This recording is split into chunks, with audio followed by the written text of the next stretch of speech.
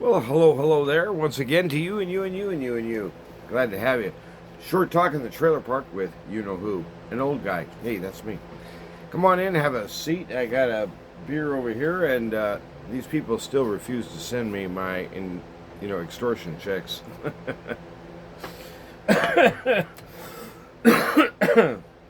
Yeah, I'm still waiting for those big paid advertisements to, kind of really kick in, yeah. So anyway, it's good to see you again. I spent Monday and Tuesday up in Albuquerque, and I did a little video up there, and maybe you saw it. Boy, I was pissed. That traitor, that sleazy puke, and that's an insult to good old honest vomit.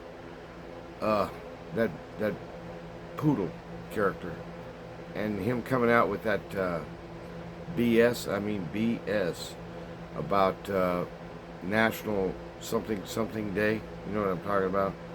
If you happen to be of some other ilk than, say, male or female, well, then you'll probably understand that. But anyway, I've been noticing lately that there's no fire in the church. There's no like, fury there. And what I mean is, not I don't mean fury in the sense of, hey, let's go burn the city down, but it, is there any zeal at all? I mean, the snooze along that I heard along with on this whole thing coming out of D.C. and also out of, as I mentioned the other day, California, that Newsom fraud. Um, anyway, the best that they can do is try to insult God Almighty that way. Well, we know where that's going to go, right? It's going right back to hell where it came from. But anyway, the situation out here in the wide woolly world, in case there's some future historian watching, here we are in, well, I don't know what it was. I think it's the 2nd of April. Pretty sure yesterday was April Fool's. That was a Monday, I think. Anyway, no, wait a minute. Let's stop. This is Wednesday. Oh, boy, I'm lost already.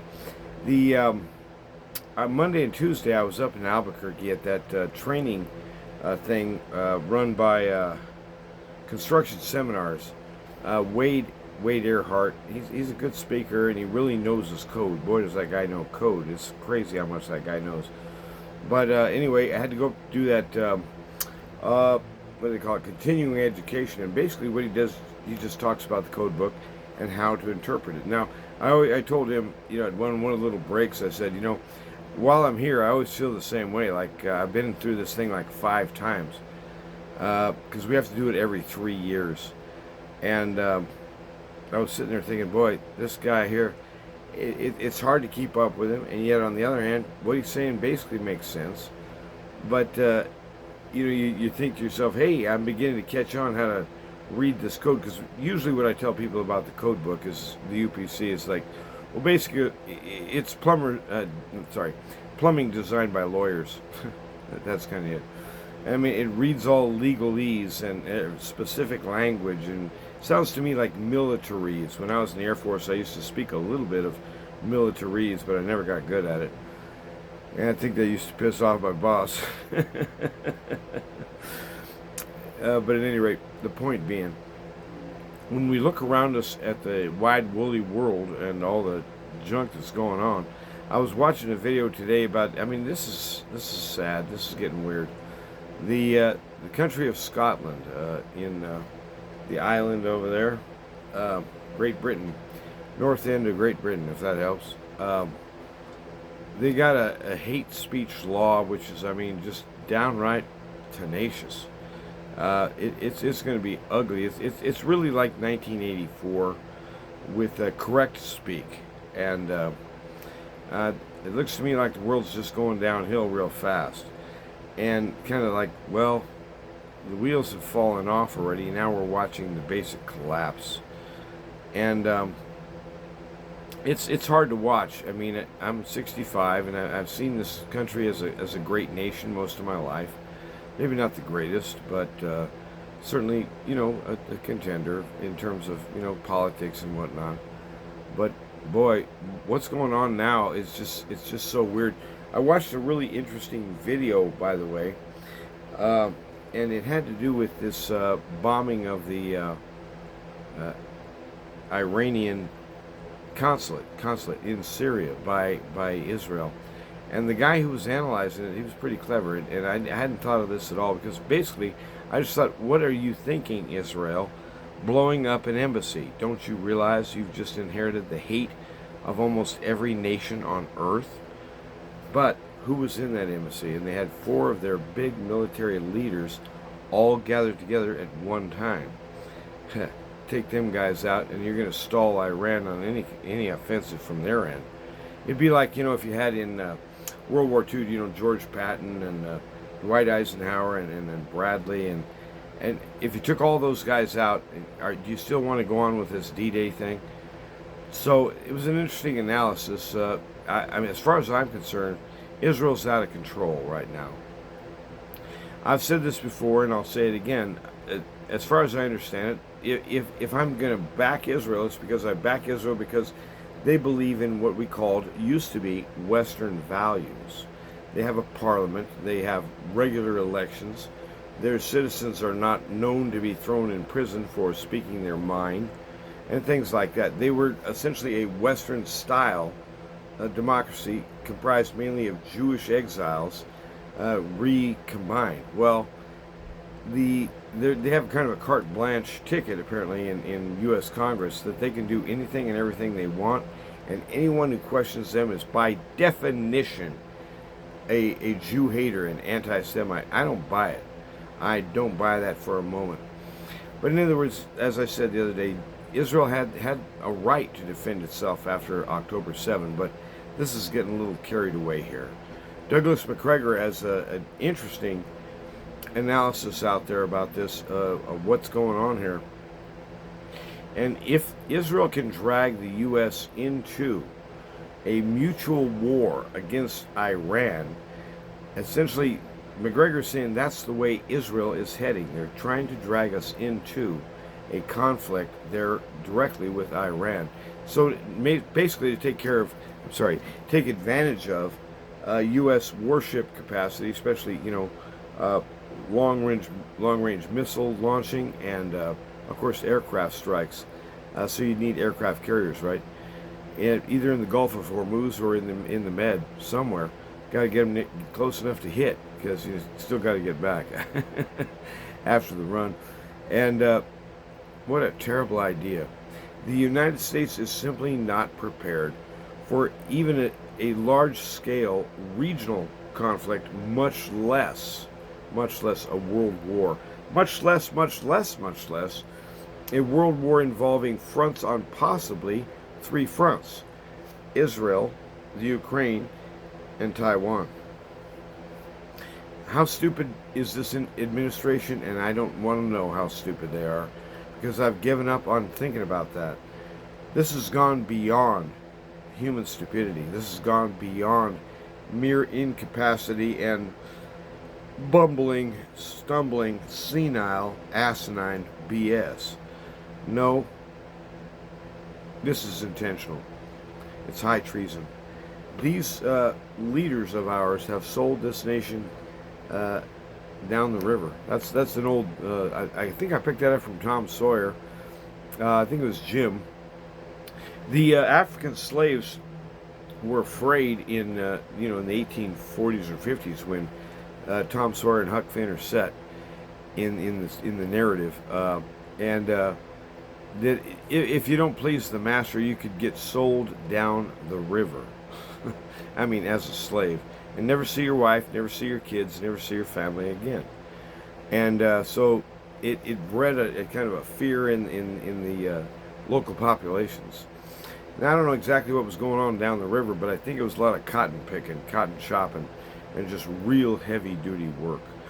And who wants to jump into that?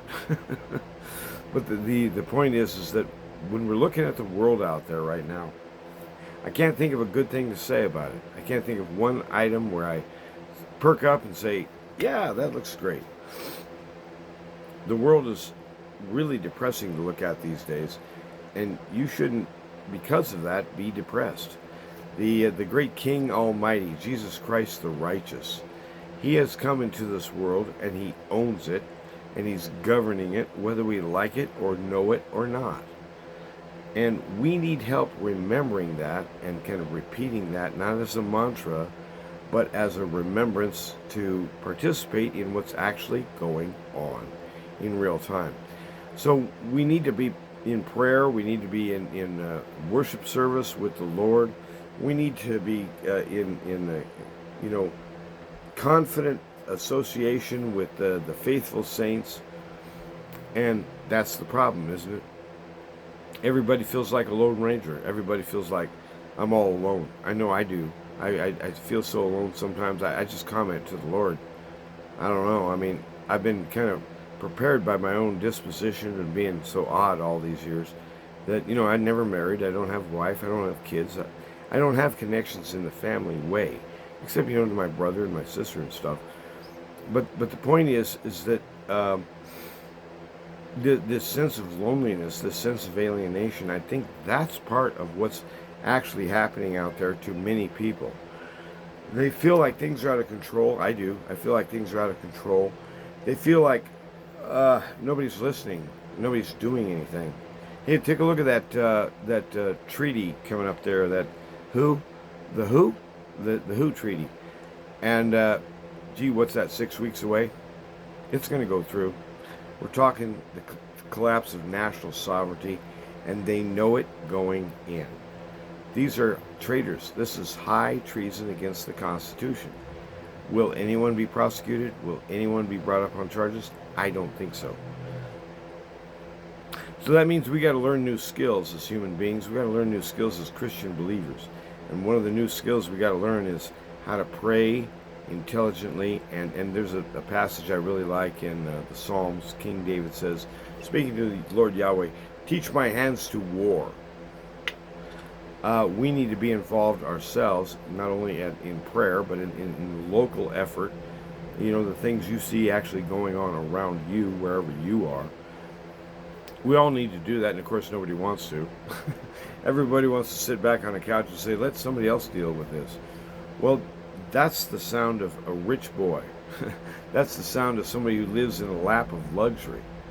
But when you're dealing with working people go and say, well, who's going to do it? If you won't, I will. And so we got to hunker down and we got to decide, is there a way that we can participate with the great king in all of this? To overthrow and to crush and destroy and confound and reduce to zero the enemy as the dark days come? I don't know, but we can sure give them something to think about. And so the hand of the saints, those who are called by God, Daniel says that they shall do valiant things in the last days, great deeds. I'm looking for that, and I'd like to see that in you too. I'd like to see that kind of ambition. Let's do great things for the Lord. Let's roll back this tide right here and now in our valley or in our city or in this community. You're the lighthouse. You're the light which shines on the hill. And even though it feels all lonely and stuff, and maybe you're the only one, you're not the only one. He knows you through and through, and he knows your brothers and your sisters. What we're going to have to do is we're going to have to learn how to communicate once again with each other without all the luxuries, without all the niceties, without all the, looking down our nose because you're the wrong color, that kind of stuff. There's coming a day where we're all going to be equal because we'll all be in prison and most of us be headed to death row. The plot of the game is to kill the Christians. It's coming out. It's pretty obvious. Unless you want to be a knucklehead. Don't be a knucklehead. So I'm just kind of want to talk with you today and say, I have nothing new to share. There really is nothing new under the sun, according to Solomon. But there is a new thing under the sun, and his name is Jesus Christ. He's the author of life. He's the beginning and the end. He's the Alpha. He's the Omega. He's A to Z. He's one through infinity, all in person. And he's got an attitude. Let me tell you, he's all about what's right, what's true, what's just, what honors the Father, what coheres with law. He's the best ever. He's the ruler of the rulers, the King of the kings, the Lord of the lords. and he's coming soon, don't you know? So I just want to encourage you some. As you look around and you think, gosh, is everything really going to hell that fast? And it's like, well, yeah. But hang in there. Don't you give up. Never give up hope. Why? Because our hope lives. You know what the Christian hope is? Go back and read. I believe it's 1 John, might be 2 John. Go figure. And those who have this ambition to see him when he comes as he is, we shall be transformed into his likeness at that time. And so, in other words, our hope lives. It's Mr. Hope to you. King Hope, Lord Hope. And our ambition is that when we see him, we will be made like he is, in an immortal and an indestructible body, clothed or covered in light. Something to look forward to. I tell some Christian brothers and sisters every once in a while, you know, hey, next time I see you back in, when we're both in heaven or whatever, remind me, I'll probably need a pair of welding goggles. In other words, the light coming off you is just too much. And so you are not the source of light, you are a reflection of his light. Like the moon isn't a source of light, it's a reflection of light. And speaking of the moon, I don't want to get too far into this eclipse thing, but golly, I don't know where all this stuff came from.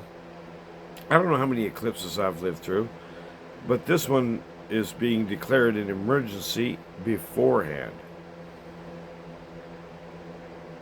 Really? Yeah, really, it's stupid. And so there's all kinds of hype, all kinds of BS, all kinds of crazy talk. But here's the deal. If it does have a biblical connotation or a biblical connection to prophecy, frankly, I'm not aware of, nor am I introduced to understand that school of prophecy. I don't see it in the Bible. So if you want to make something of an eclipse and claim that it's a message from God, well, it might be one. But I'm going to be a little slow on the uptake here, okay? I'm going to wait to hear from the master on this one. But in the meantime, your orders have not changed. Do justice, love mercy, and walk humbly with your God. Fear him and keep his commandments, and you shall surely live. And you know the same old thing? Just because the wheels have fallen off doesn't mean you got a license to sit on down. Nope. It means pay attention, hunker down, hold your position. Refuse to back down in terms of what's right and what's right before the King. So what we're all about as believers is we're looking on. We're not really part of this world, but we're in it. And we want to pray. We want to bring light. We want to bring hope. We want to bring healing. But the only route that could come is through repentance in Jesus Christ. And so we preach Christ, him crucified, and him raised again. Him ascended on high, and him coming back right shortly. He's what it's all about. He's at the center. He's the center of our hope and the center of our desire. So as long as you hang out there and focus in there, then you can build from there. Okay? That's kind of what I wanted to say. It's going to be a weird life, baby. It's going to be a weird year. But you have the strength in you, not because you're strong. You have the strength in you because you're weak. And in our weakness, we call out for help, and he hears us. He's all about that. Showing through us, through our weakness and brokenness, his certain veracity, truth, and goodness. Not to mention holiness. He's the best, that's all. Hey, you have a good day, and get yourself some decent sleep tonight. I'm trying to cool this little place down here. I got my big old floor fan set up over there. Forgot to open the window the other day. This morning when I got up back in the end. So I'm trying to circulate some air through here. It's about 75 outdoors, and I'm thinking, man, it's time to hook up that swamp cooler. And if you don't know what a swamp cooler is, that'll be in a future video. Like, hey, who cares that they're right by it? Have a good day. Bye-bye.